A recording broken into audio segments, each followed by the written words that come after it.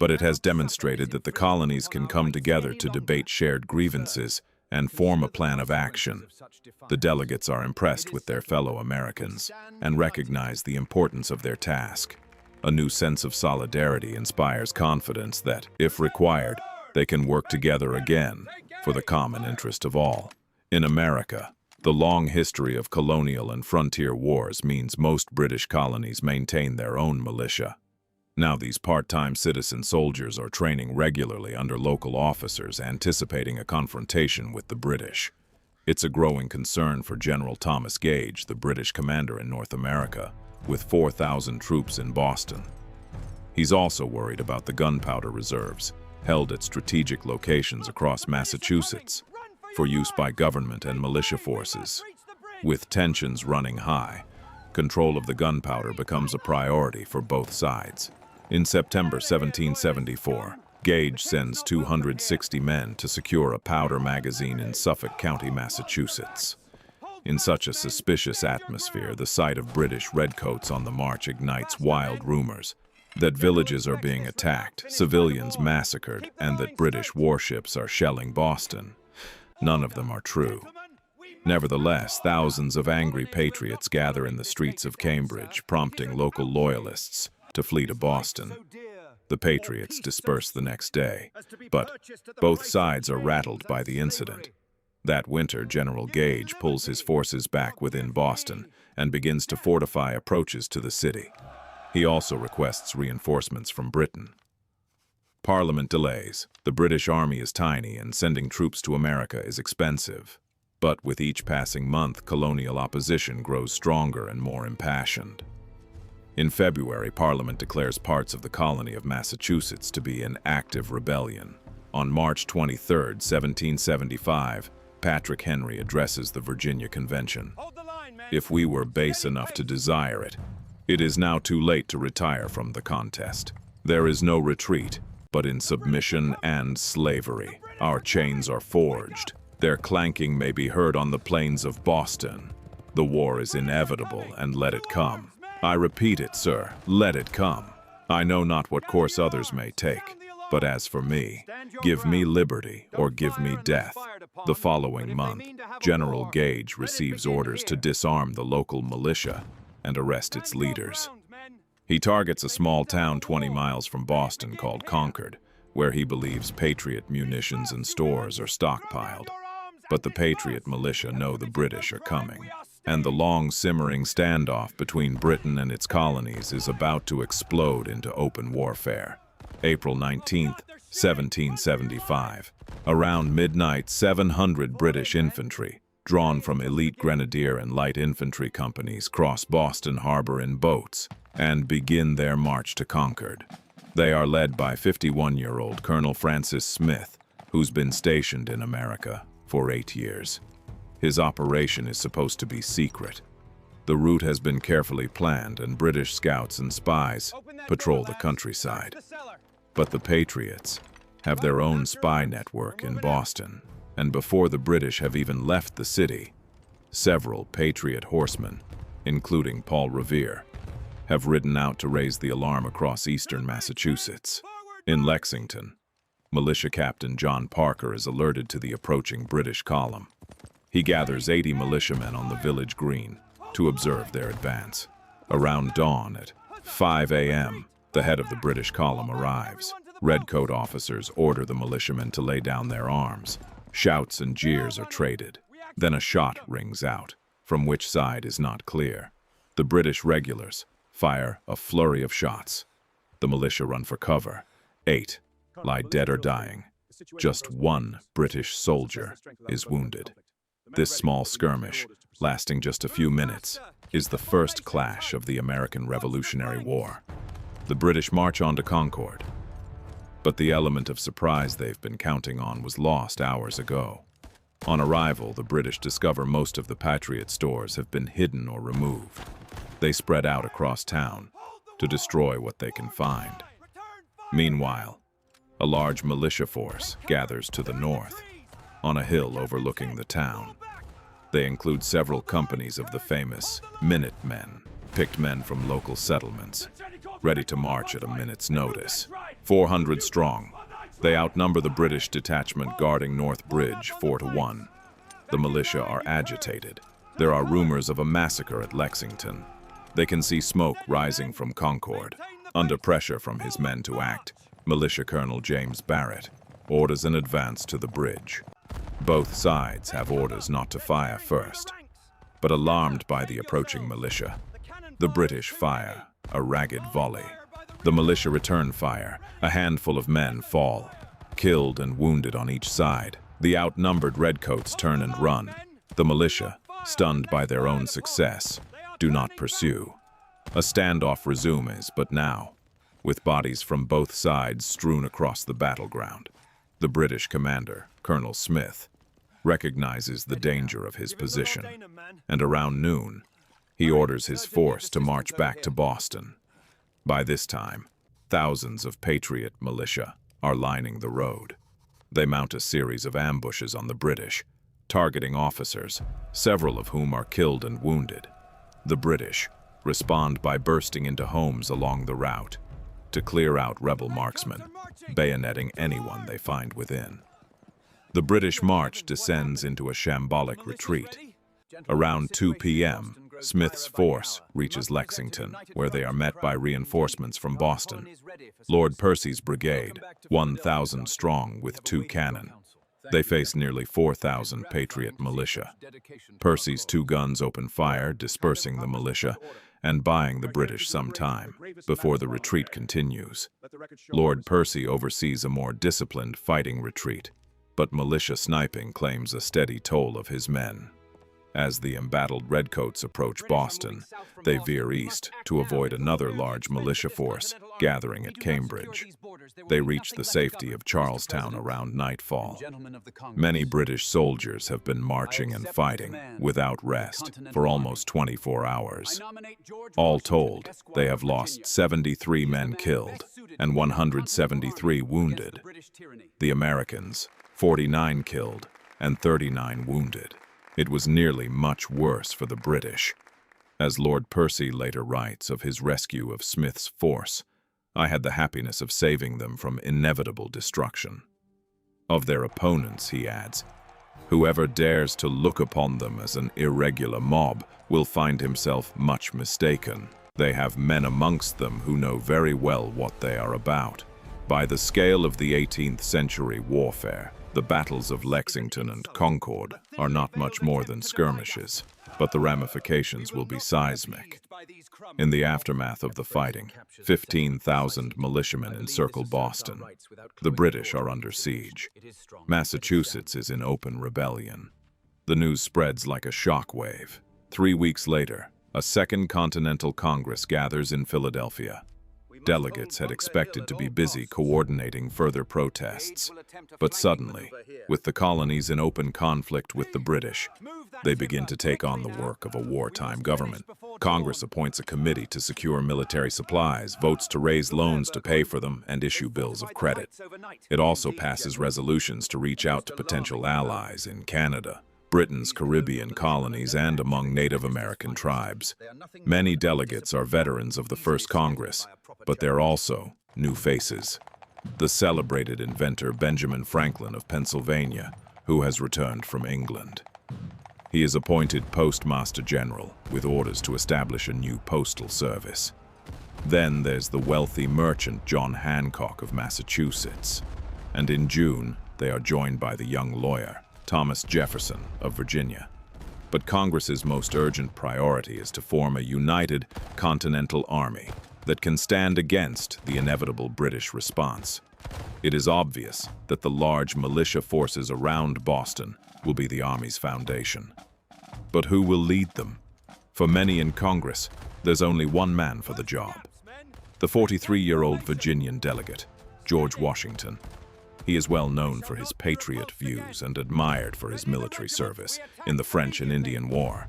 As a not-so-subtle reminder of his credentials, the 6'2" Washington attends Congress in his Fairfax militia officer's uniform. John Adams, who nominates him for command, also believes appointing a Virginian to command New England troops will bolster the colony's unity. On the 15th of June, 1775, Congress unanimously approves Washington's appointment as Commander-in-Chief of the Continental Army. He agrees to serve without pay, only expenses. Yet he, like many Americans, is dismayed by the prospect of war. Unhappy it is that the once happy and peaceful plains of America are either to be drenched with blood or inhabited by a race of slaves. Sad alternatives, but can a virtuous man hesitate in his choice? In the tumultuous years ahead, many delegates will question the decision to give Washington command. But ultimately, it will prove one of the best decisions ever made by Congress. The challenges Washington will face are immense. To form a professional army from scratch with half-trained contingents from disparate colonies, to take on one of the world's most successful military powers. And before Washington can even reach the army, he learns the British have already attacked. April 1775. A British ship carries an urgent message across the Atlantic to the American colonies. Britain's Parliament has passed a conciliatory resolution, a last-ditch effort by Prime Minister Lord North to avert conflict with the colonies. Now that resolution is en route to America. It is a 6-week voyage. By the time it arrives, the shooting has started at Lexington and Concord. Blood has been spilt. The war has begun. Lord North's conciliatory resolution is met with defiance in colonial assemblies and the Continental Congress. Its terms, which do not concede Parliament's right to tax the colonies, offer far too little, too late. The reply from Congress, written by Benjamin Franklin, Thomas Jefferson, John Adams, and Richard Henry Lee, is a litany of unredressed grievances. The coercive acts, the Quebec Act, Vice Admiralty courts. The list goes on. Negotiations are faltering, with fatal consequences. The fighting will continue, and is about to reach bloody new heights. June 1775. The main British force in America is in Boston, commanded by General Thomas Gage. He has been reinforced to 6,000 regulars, but he is besieged by 15,000 New England militia. These men are highly motivated and have proven capable in combat, but they lack discipline and ammunition. Prior to the arrival of their new commander-in-chief, George Washington, they are under the command of Artemus Ward, a sickly 47-year-old militia officer of limited experience. Nevertheless, under his direction, the militia have fortified the heights overlooking the Charlestown Peninsula. From these positions, cannon could target British ships in Boston's inner harbor. General Gage decides he must eliminate this threat, and decides to seize the heights as a step to breaking the siege. It will be an opportunity not only to avenge British honor, tarnished by the shambolic retreat from Concord.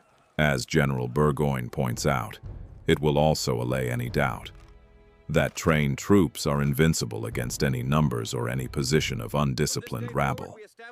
Gage orders Major General William Howe to make a frontal assault on Breed's Hill with 2,500 men.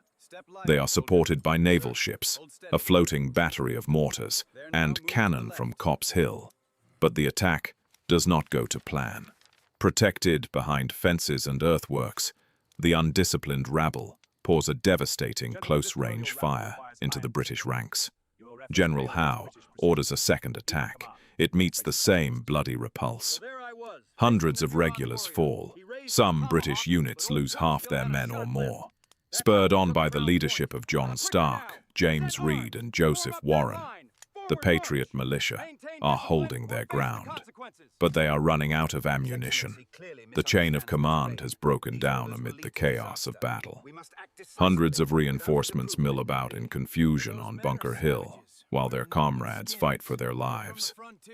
When Howe launches a third attack on Breed's Hill, the militia finally break in the face of British bayonets. The Redcoats' fury as they storm the redoubt is terrible.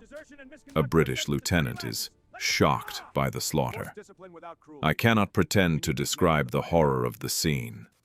'Twas streaming with blood and strewed with dead and dying men. The soldiers, stabbing some and dashing out the brains of others, was a sight too dreadful for me to dwell any longer on.